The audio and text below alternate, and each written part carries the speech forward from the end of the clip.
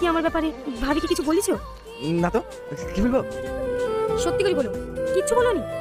ওই তোমার একটা নাম ছিল, তুমি অনেক সুন্দর দেখতে তো, তাই। আর কি বলেছো? তুমি আমাকে ভালোবাসো তাই বলেছো?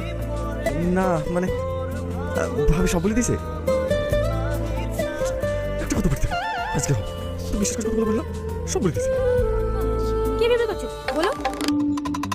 পানি চেষ্টা লাগছে, একটু পানি খাসি। বসো, নাও।